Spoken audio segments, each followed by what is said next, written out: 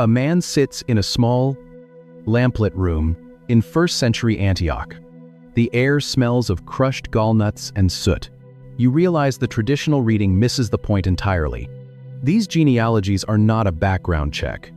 They are a legal defense for an impossible king, fulfilling the ancient, ironclad prophecy that the Messiah must be a physical descendant of the great shepherd king. But because her ancestral line splits off at Nathan, nearly 500 years before the Babylonian exile, her blood is completely free from the curse of the throne. She carries the pure royal biology, entirely untainted by the prophetic decree. But blood alone is never enough. Biology proves you belong to the family. But it does not give you the right to rule the nation. A man walking the streets today could be a direct biological descendant of a medieval king. But that biology does not give him the keys to the modern castle, to claim the throne of Israel. Jesus needed the legal deed. 2 separate ledgers, 2 distinct requirements. One requires a pure, uncursed bloodline.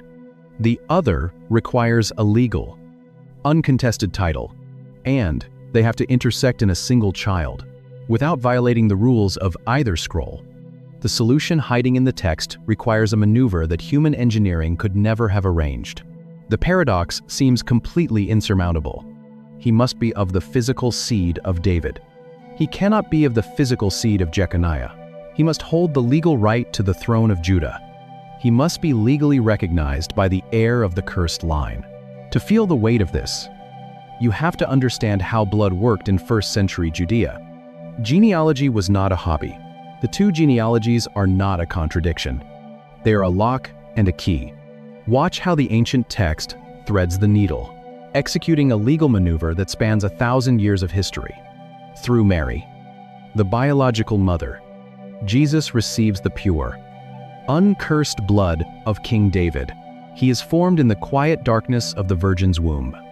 Knit together without the seed of the fallen kings, he breathes human air. He carries the physical DNA of the shepherd king, tracing his lineage back through Nathan. Bypassing the cursed royal branch entirely, the biological requirement is perfectly satisfied. But biology is not enough to wear the crown. Through Joseph, the earthly father, Jesus receives the legal title. Imagine the weight of the moment. When Joseph wakes from his dream, when he takes Mary as his wife, despite the whispering of the village, he makes a legal declaration. When he stands in the cold air of a Bethlehem night and formally claims the child as his own under Jewish law, he transfers the deed. The heavy, ironclad right to the throne of Israel passes from Joseph to Jesus. Nomizo, reckoned by law. But because Jesus was conceived by the Spirit, because no biological material from Joseph ever entered the equation, the curse of Jeconiah hits a concrete wall. The curse in Jeremiah specifically forbade a physical descendant of the disgraced king from ever prospering on the throne. It was a biological ban. It was your identity, your property right, and your citizenship. Before the temple in Jerusalem burned to the ground in 70 AD, but Jesus is a legally adopted son. The royal title transfers across the parchment. The royal curse stops at the blood. The virgin birth is not just a theological miracle. It is the only legal loophole in the history of the world that could produce a qualified Messiah. Without Matthew's scroll, you have a child with pure blood, but no legal right to rule a nation. Without Luke's parchment, you have a child with the legal right to rule, but a prophetic curse that bars him from the throne forever. But together, the 2 ancient lists overlap perfectly. The ink of Matthew's legal ledger and the biology of Luke's living lineage merge in a feeding trough in a cave. The rough wood of the manger holds the only human being in history who could satisfy both the blood of David and the law of the kings. It is an architecture of grace, so precise, so staggering, that no human mind could have engineered it. Yet, if you look back at Matthew's royal list, there is something else hiding in the ink. Something shocking for a 1st century Jewish legal document. Matthew did not just include monarchs, he included women. And the specific women he chose to write down do not read like a resume of holy perfection. They read like a scandal, a woman disguises herself on a dusty road in Canaan, waiting in the heavy heat for the father-in-law who betrayed her. The genealogical records were kept there under strict guard. If a priest wanted to serve at the altar, he had to prove his unbroken lineage. A woman ties a braided scarlet cord to a window frame in Jericho, while the massive stone walls around her begin to tremble. A foreigner creeps onto a darkened threshing floor, the smell of crushed barley heavy in the night air, and uncovers the feet of a sleeping landowner.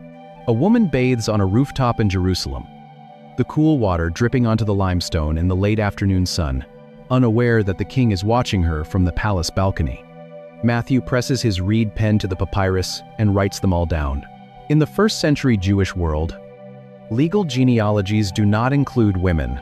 They are strict, patriarchal lists of fathers and sons. To include a woman is highly unusual. To include these specific women is an absolute scandal. Tamar posed as a prostitute to force her father-in-law to keep his legal promise. Rahab ran a brothel in a pagan stronghold. Ruth was a Moabite, a citizen of an enemy nation that the law of Moses explicitly forbade from entering the assembly of God for 10 generations. Bathsheba is not even given her own name in Matthew's list. She is brutally and deliberately recorded as the wife of Uriah, forever reminding the reader of King David's adultery and his subsequent murder of a loyal soldier.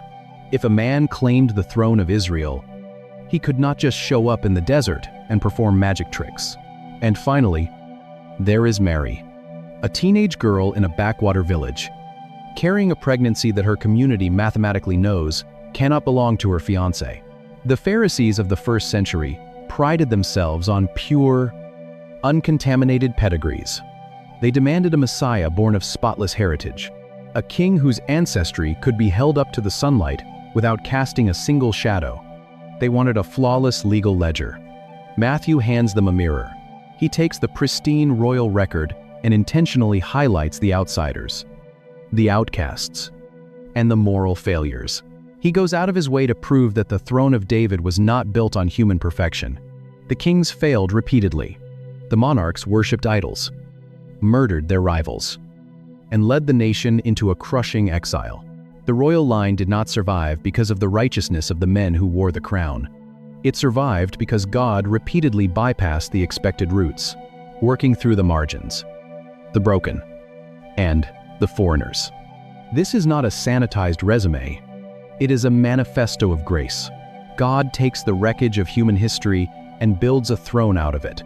The legal deed to the kingdom of heaven is passed, down through hands stained with the dirt of the earth. But that ancient, stained parchment does not just point backward to the kings of Judah. He had to prove he held the legal deed to the crown of David. Without the parchment, the power meant nothing. It points forward to a different kind of courtroom, because every single one of us is dragging a lineage behind us. You carry a scroll. You do not keep it in a stone temple guarded by priests. You keep it on a hard drive. You keep it in the glowing pixels of a polished resume. You keep it in the curated photos on a bright screen. You trace a lineage of achievements. Education begetting employment. Employment begetting promotion. Success begetting stability. You want an unbroken line. We all do. We want a clean record. We want a history we can read aloud in a crowded room without our voice shaking. But you know what is actually written on the back of the parchment. You know the phantom bloodlines. The invisible inheritance you drag behind you. You inherit biology. The genetic predisposition to anxiety that hums in your nervous system. The addiction that skipped a generation and landed squarely in your blood. The physical illnesses you did not ask for but have to manage every morning when your bare feet hit the cold floor. You inherit legalities. The debt from a failed business, the shattered credit score following a bitter divorce, the heavy stack of legal documents resting on a kitchen table that prove you are starting over from absolutely nothing. Matthew knows this, so he opens his gospel by laying his cards on the table. He traces the royal line from Abraham. You look at the wreckage of your own lineage. You see the gaps. You see the failures. You see the places where the line snapped entirely, and you assume the gates are closed to you. You assume the curse of your own history, your own personal Jeconiah moment has permanently barred you from the kingdom. You assume God only works with pristine materials. Unbroken wood, unstained fabric, spotless records. But look at the ancient ink on Matthew's scroll. God does not panic when the royal line runs through a brothel in Jericho. God does not abandon the throne when a monarch commits murder on a rooftop in Jerusalem. God does not scrap the plan when the biological lineage is cursed by a weeping prophet. He works through the margins. He engineers a loophole.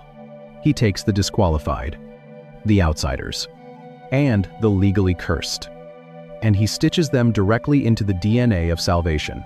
Your broken history is not a disqualification from the kingdom. It is the exact material God uses to build it. The law demands a perfection you do not possess. Biology hands you a curse you cannot cure. But grace adopts the outcast and hands them the deed to the royal house. Grace walks into the courtroom and changes the name on the ledger, down through the glory of King David, through the kings of Judah, straight down to a carpenter in Nazareth named Joseph. But the story of these two genealogies does not end in a manger in Bethlehem.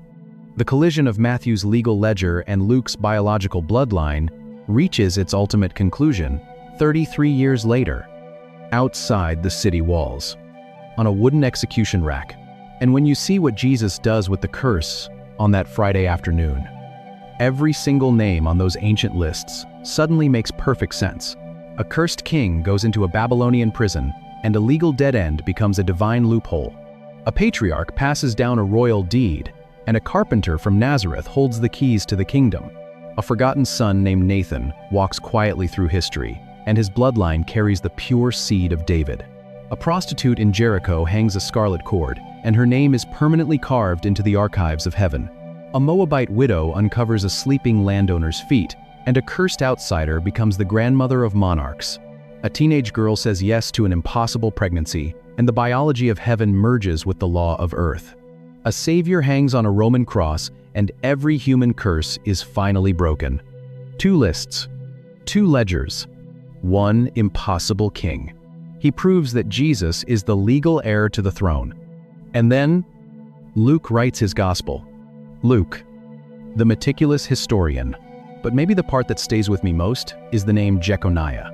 Just one unpronounceable Hebrew name on a fading page, representing a biological dead end. A concrete dam that should have stopped the Messiah forever.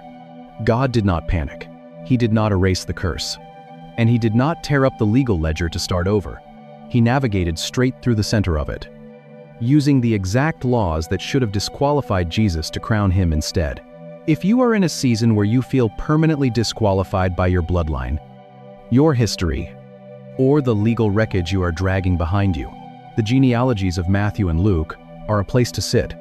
You are not defined by the broken branches in your family tree. You are not disqualified by the places where your line snapped. Grace does not demand a flawless pedigree. It adopts you, exactly as you are, and legally writes your name into the royal house. If this opens something in you, subscribe. Leave a comment, even one word helps. Share this with someone who feels defined by their past failures. Pray for us as we keep digging into these ancient texts. And may the God who also traces the lineage of Jesus, but he goes backward. He starts at Jesus and walks back through the centuries, all the way to Adam, builds his throne from shattered lineages. Write your name into his living book, and bring you safely home. He dips a reed pen into an inkhorn and begins to copy a scroll that will soon reshape the Roman Empire. And the moment you lay Matthew's scroll next to Luke's parchment, you run headfirst into a catastrophic problem. Read Matthew chapter 1, verse 16. Jacob begot Joseph, the husband of Mary. Read Luke chapter 3, verse 23. Joseph, the son of Heli. Jacob or Heli, 2 lists, 2 distinct grandfathers. 2 entirely different bloodlines splitting right after King David and remaining divided for nearly 1,000 years. You pull up the texts side by side. You trace the names with your finger. From David down to the Babylonian exile, Matthew hands you the royal heavyweights. Solomon, Rehoboam, Abijah, the monarchs who sat on thrones of ivory and gold. Luke bypasses the palace entirely. He traces the line through David's lesser-known son, Nathan, Mattatha, Menna, Melia, names lost to history. Men who walked the dusty streets of Jerusalem without a crown, their hands stained with common labor. Matthew counts 42 generations from Abraham to Jesus. Luke counts 76. For 2,000 years, this intersection has been the skeptics' playground. Critics circle the discrepancy in bright red ink. They point to the glaring split. They call the Gospels a clumsy fabrication, a collision of two rival traditions that forgot to coordinate their stories. How can one man have two biological fathers? How can an inspired text fail a basic paternity test? The contradiction is not a mistake. It is a masterpiece. But he does not begin with a miracle. He does not begin with a virgin, a star, or a choir of angels. To see it, you have to strip away the modern obsession with genetics. The modern world views a family tree purely through the lens of DNA. A swab in a plastic tube, a biological sequence. The ancient world kept two sets of books, blood and law. Under Jewish law, legal inheritance and biological descent could easily split. If a man died childless, his brother would marry the widow. The firstborn son of that union would legally carry the deceased man's name. The child had a biological father. But legally, he belonged to a different line. The blood went one way. The legal rights went another. Matthew is not charting the biology. He is tracking the crown. Luke is not tracing the throne. He is tracing the blood. Matthew is writing to a Jewish audience demanding proof of kingship. He opens the royal archives. He tracks the legal transfer of the crown, step by step, father to son, proving that Joseph, the carpenter, with calloused hands in Nazareth, holds the exact legal deed to the throne of David. If Jesus is the recognized, legal son of Joseph, the crown passes directly to him. But there is a massive, quiet problem hiding in Matthew's royal ledger. If you run your finger down that list of kings, right before the empire collapses and the Babylonians break through the walls to burn the city to ash, he begins with a list. Abraham begot Isaac. Isaac begot Jacob. Name after name, generation after generation. You hit a name in verse 11, Jeconiah. It seems like just another king, just another unpronounceable Hebrew name on a fading page. But that single name carries a theological landmine, a prophetic decree so severe it should have made the arrival of the Messiah legally impossible. The year is 597 BC. The stone streets of Jerusalem echo with the heavy sound of bronze chains dragging across the pavement. Babylonian soldiers are hauling an 18-year-old king out of his royal chambers. Smoke is already beginning to drift over the limestone walls of the city. The air smells of panic and burning cedar. His name is Jeconiah. He has worn the crown of Judah for exactly 3 months and 10 days. Now, he is being marched into a foreign exile from which he will never return. And as the young king is led away to die in a Babylonian prison, the prophet Jeremiah stands in the wreckage of the city and delivers a decree that shatters the royal lineage forever. God speaks through the prophet in Jeremiah chapter 22. The Hebrew text uses the concept of being arur, cursed or banned. God compares this young monarch to a despised, shattered vessel. He declares that even if Jeconiah were a signet ring on his own right hand, he would tear him off and throw him into the dirt. Then comes the fatal blow. The reed pen scratches across the rough papyrus, recording 42 generations of blood, betrayal, exile, and silence. Record this man as childless, a man who will not prosper in his days, for no man of his descendants will prosper sitting on the throne of David or ruling again in Judah. The word childless here is not biological. Jeconiah actually fathered 7 sons in captivity. It is legal. This decree is not a temporary suspension. It is a biological dead end. God draws a line in the sand and declares that no biological descendant of this specific king will ever sit on the throne of Israel again. The bloodline of the monarchs is cursed. The royal river that flowed from David, down through Solomon, and through centuries of kings, has just hit an impenetrably concrete dam. Fast forward 600 years. Matthew is compiling his genealogy. He is meticulously tracking the transfer of the crown, generation after generation, proving Joseph's legal right to the throne. And right there, in the middle of his list, Matthew writes down the name Jeconiah. Do you see the massive problem? If Jesus is the biological son of Joseph, he inherits Joseph's legal claim to the throne, but he also inherits the prophetic curse. If the DNA of Joseph runs in his veins, heaven itself bars him from the crown. A biological son of Joseph cannot be the Messiah. Matthew knows about the curse of Jeconiah. Every trained Jewish scribe knew about the curse. Today, if you open the New Testament, this is the page you flip past. You skim over the dense block of unpronounceable Hebrew names. So why does Matthew proudly publish a list that seems to completely disqualify his own king? Because Matthew is not hiding the problem. He is pointing straight at the loophole, and he executes his defense by changing a single, highly specific Greek verb when he finally reaches the bottom of the page. Read Matthew's list again. Track the rhythm. It beats like a drum. Abraham begot Isaac. Isaac begot Jacob. Jacob begot Judah. The English translation uses the word begot, or was the father of.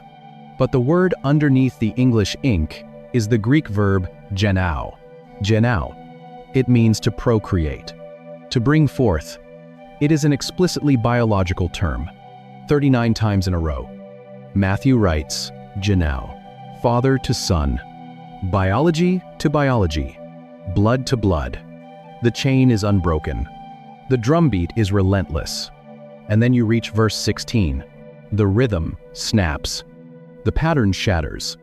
Matthew writes, Jacob begot Joseph, the husband of Mary, of whom was born Jesus. He abruptly stops using genao to connect the father and the son. Joseph does not genao Jesus. The active, biological verb vanishes entirely. The grammar suddenly pivots into a passive, feminine construction. Jesus is born he's literally out of her, rushing ahead to get to the manger and the shepherds. Most people assume these genealogies are just archaic record-keeping. The text physically points to Mary, leaving Joseph standing in the room holding only a legal title. If seeing these hidden mechanisms in the ancient text is sparking questions you have never considered, you are exactly who this channel is for. Drop a thought in the comments and hit subscribe. Because every week, we go deeper into the text than you knew was possible. So you turn the page to Luke. You look for the other half of the puzzle. You open Luke chapter 3. Verse 23. Luke writes, Now, Jesus himself was about 30 years old when he began his ministry. He was the son, so it was thought, of Joseph. So it was thought, or, in older translations, as was supposed. The Greek word hiding behind that phrase is nomizo. Nomizo. It comes from the root word nomos, which means law, statute, or custom. It does not mean people mistakenly guessed. It means reckoned by law. It is not a biological term. It is a courtroom term. You can hear the heavy wooden doors of Jewish jurisprudence closing. It means Jesus was legally recognized as the heir of Joseph under the law, regardless of the blood in his veins. That changes everything. When you put genao next to nomizo, the contradiction evaporates. The two genealogies are doing two completely different jobs. A dry, historical prologue you have to endure before the real narrative takes over. But if you look closer at the specific kings Matthew chose to write down, Matthew guards the legal claim. Luke guards the biological reality. The virgin birth is not a random display of divine power. It is a legal masterstroke. If Jesus carries the DNA of Joseph, the curse of Jeconiah blocks him from the throne forever. If Jesus is not legally adopted by Joseph, he has no claim to the royal title at all. He needs the royal deed. He cannot have the cursed blood. So how does heaven bypass the curse while securing the biology? A newborn child breathes his first breaths in the limestone halls of David's palace in Jerusalem. The air carries the faint scent of crushed myrrh and the heavy, continuous smoke of the altar, fires burning outside. The boy is the son of a king, but he will not wear a crown. His brother, Solomon, is destined for the royal seat. This boy's name is Nathan. For centuries, Nathan's descendants walk quietly through history. They are not monarchs. They do not sit on thrones of imported ivory or wear purple linen. They work the soil. They learn trades. And they watch empires rise and fall from the dusty margins of Judea. They are the forgotten branch of the royal family tree. At the generations he deliberately skipped. And at the second, completely different family tree, sitting a few pages later in the Gospel of Luke. But this quiet, unburdened branch is exactly where Luke directs your attention. When Luke records that Joseph is the son of Heli, he is working within the strict boundaries of ancient Jewish genealogical keeping. In the 1st century, women were almost never listed. As the primary links in a public family tree, the system was fiercely patriarchal. When a family had only daughters, the man who married the daughter became the legally recognized son of his father-in-law. This custom preserved the family name, the ancestral land, and the tribal inheritance. Joseph's biological father was Jacob, exactly as Matthew recorded in his royal ledger. Heli was Joseph's father-in-law. Heli was the biological father of Mary. This is not a clerical error. It is a biological backdoor. Luke is charting Mary's bloodline. He is tracking the physical DNA that will soon knit together inside the womb of a teenage girl in Nazareth. And as you follow Mary's ancestry upward, name by name, climbing backward through the generations, you notice a staggering geographical shift. Her line traces straight back to King David, but it completely bypasses the royal palace. It bypasses Solomon, it bypasses Rehoboam, and all the corrupted kings of Judah. Most importantly, it bypasses Jeconiah. The blood of David flows fiercely in Mary's veins.